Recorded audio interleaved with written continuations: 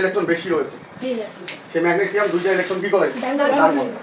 আর মনে করো দুইটা ক্লোরিন আয়ন মনে করো ওই দুইটা ইলেকট্রন গ্রহণ করে, দুইটা ক্লোরিন পরমাণু ওই দুইটা ইলেকট্রন কি করে গ্রহণ করে। তাহলে ম্যাগনেসিয়াম আর ক্লোরিনের মধ্যে রাসায়নিক বন্ধন দেখাইতে হবে না? তাহলে ম্যাগনেসিয়াম আর ক্লোরিন, ম্যাগনেসিয়ামের যোজনী কত, আর ক্লোরিনের যোজনী কত, এক তো দেওয়ার দরকার নেই। এখন আমি আরেকটা দেখাই, অ্যালুমিনিয়াম তিনটা ইলেকট্রন দান করে, অ্যালুমিনিয়াম আধান কত +3, আর অক্সিজেন দুইটা ইলেকট্রন গ্রহণ করে। তাহলে এই অ্যালুমিনিয়াম আর অক্সিজেনের মাঝে যদি কখনো রাসায়নিক বন্ধন হয় তখন অ্যালুমিনিয়ামের যোজনী অক্সিজেনকে দিবে, অ্যালুমিনিয়ামকে দিবে। এইভাবে কিন্তু রাসায়নিক বিক্রিয়া সম্ভব। বুঝতে পারছো? তাহলে এইটা কত হবে একটু বলো দেখি।